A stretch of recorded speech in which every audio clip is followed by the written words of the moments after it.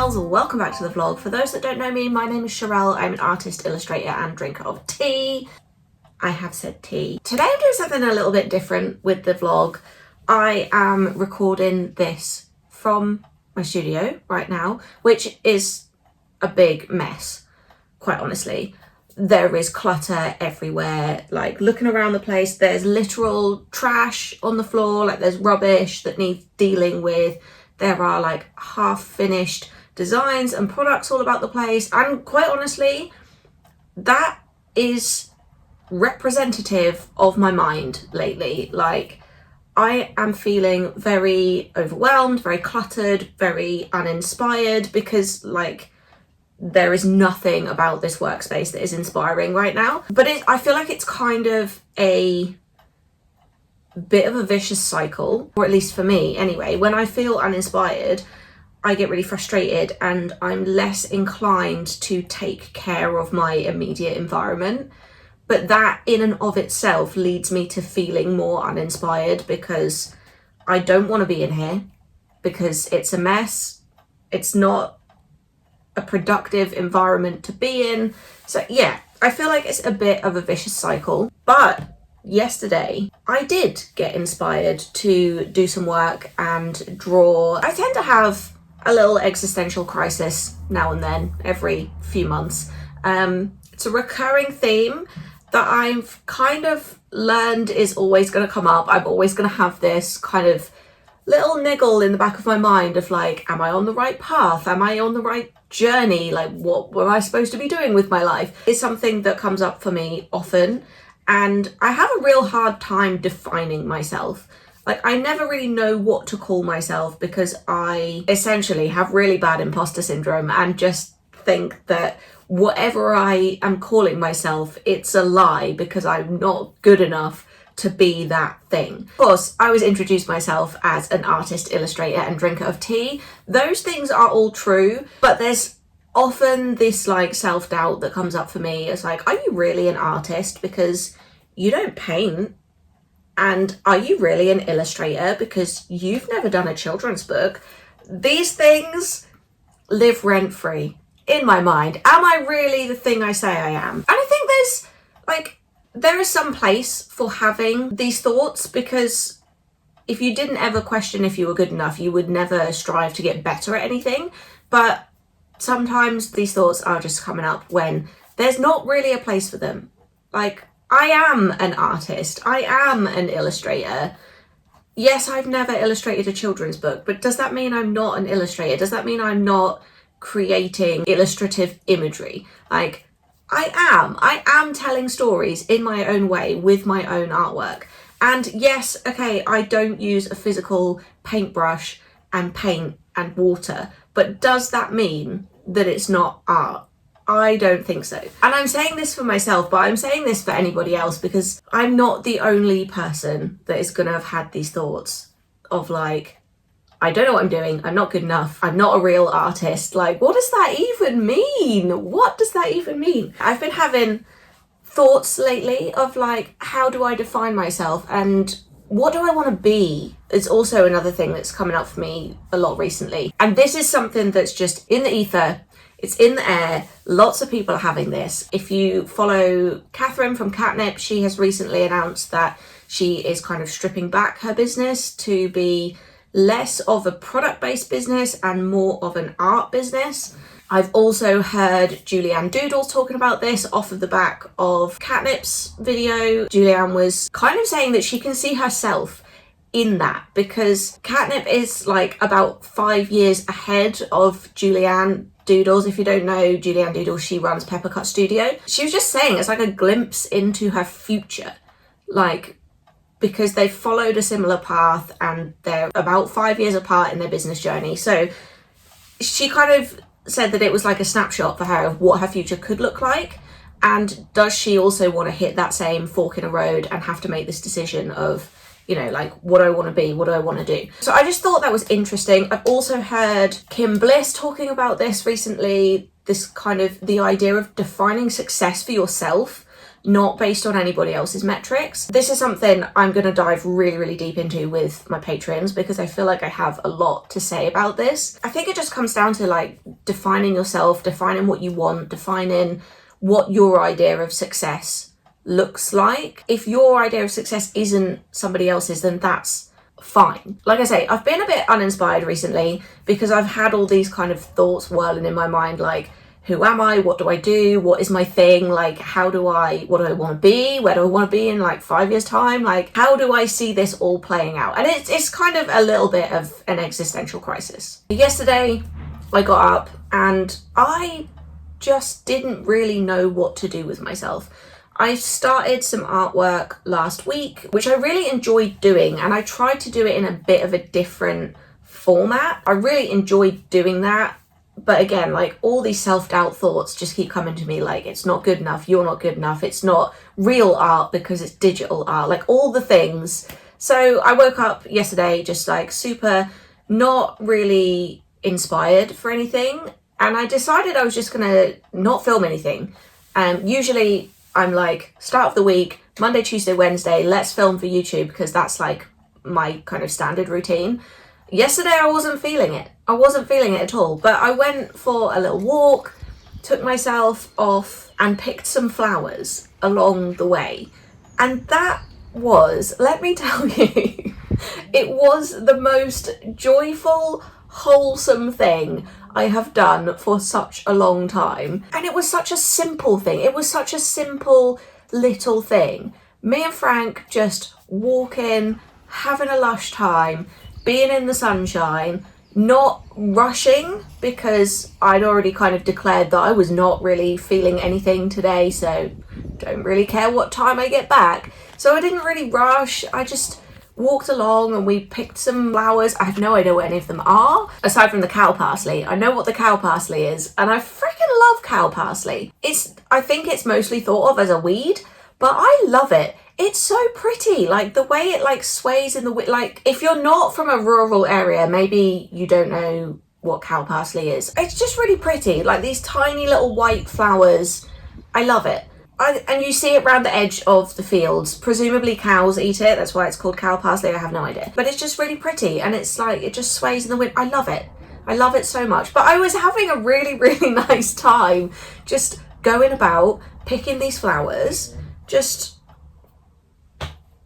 being super chill. And it was honestly such a fill your cup activity. I feel like sometimes or often we don't do this kind of thing enough because the world is just go, go, go. Let's just come on, get on, be productive. And we're so busy trying to create output all the time that we can't always find the time for input. But that is a recipe for burnout. If you are not giving yourself the input, the out, and if there's nothing to input, there's nothing to output. That is a recipe for burnout. So yeah, it was really, really lovely just to go and do that. That then led me to starting to create a new artwork, which I haven't finished yet. I am so in love with already. It's just like lit a fire in me to like create something lovely, and for it not to be based on, do I think I can turn this into a product? Do I think people will buy this? Do I think that anybody else will enjoy this? I don't care. I'm enjoying it. And that's where that has come from. If you've followed the vlog for any amount of time, you will have likely seen that often I start my day with a morning walk because it's part of my structure, part of my routine, and it really sets me up for the day. If I don't go for that morning walk, I kind of feel very lost and I don't know what I'm doing with myself. I find it difficult to motivate myself and to kind of keep myself on track anyway. So if I try and do that without my morning walk, I don't get anything done. I just end up having a day where I'm kind of wandering around aimlessly, not really knowing what I'm doing. My morning walk is crucial. It's absolutely essential for being productive. Again, I think it's this input output thing. I need to put something in to be able to get something out. And for me, the morning walk is an input activity. That is definitely something that I find enriching.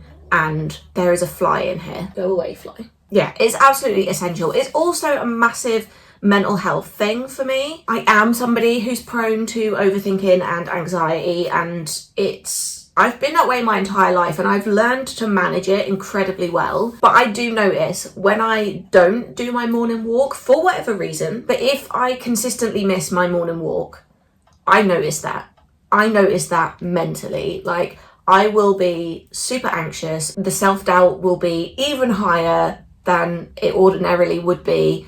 It's just not a good place. So I know that about myself. So for me, the morning walk is as much a mental health activity as it is a physical health activity. Like, it's literally keeping me sane. I think part of the reason that it does is because it's an opportunity to slow down. I already said, like, the world, society, capitalism just expects us to be go, go, go all the time.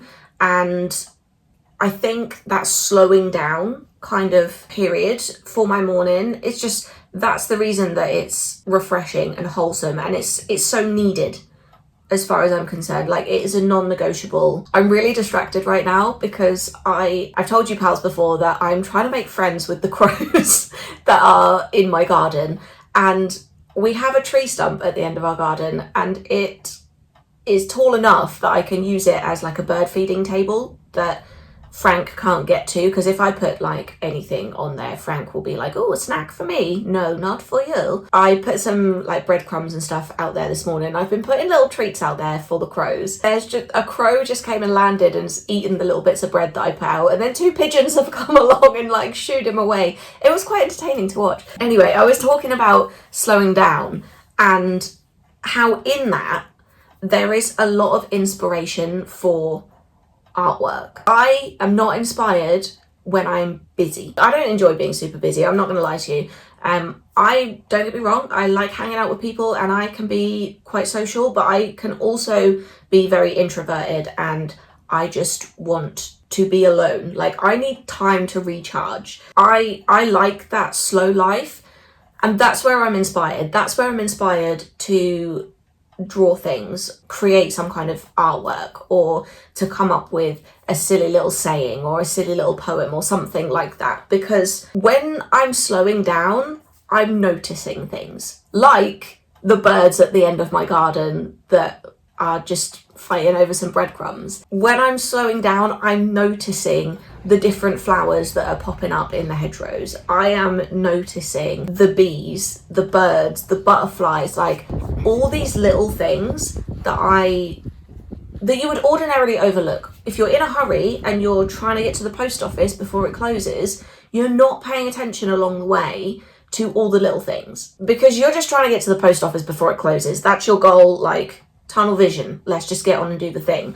But if you're taking a stroll and you've got time, you can pay attention to those little things. You will notice those little things. And I think that's where a lot of my inspiration comes from walking with the dog, taking that slow time and noticing the different flowers, the different colours, the different insects even, and like the birds. I mean, I'm not a bird watcher by any means. I don't know all the different kinds of birds. I know what a crow looks like and I know what a pigeon looks like because I have those in my garden. And I also know what blackbirds look like. Aside from that, couldn't tell you. A bird is a bird. I'm noticing them. I'm walking through the village and I'm like, look at those birds up there. Oh, that's a crow. Oh, look at that one. I don't know what it is, but it's got a worm in its mouth. Like, that slowing down for me is essential for inspiration. I do think inspiration is everywhere if you can slow down enough to take the time to notice it. It is a something you have to consciously do, I guess. Like, it's not, I feel like in the world we live in, it's not easy to just slow down. But I do think that is a huge part of the creative process. Again, because it's input versus output, you cannot be expected to create, even if you are a super creative person, which I would 100% label myself as. Even if you're a super creative person, you cannot be expected to create constantly if you're not putting anything in to fuel that creativity. And I think that comes down to sitting in the garden, having a quiet coffee, or going for a little stroll, or, you know, people watching even. Like, those things I think are essential for getting inspired and keeping your creative process going. In a nutshell, if I had to give a one-line answer of where do you get your inspiration from, I would say I get it from the quiet times. I get my inspiration from slowing down. Maybe that's really cheesy, maybe that's really cliche, I don't really know or care, to be quite honest, because that's the truth of it. I know this video is a little bit different than the ones I usually do. It's not really a vlog as such, but I don't know, it was something that's been on my mind and I thought we could just chat about. So let me know if you've enjoyed this one, pals, and I will see you next time.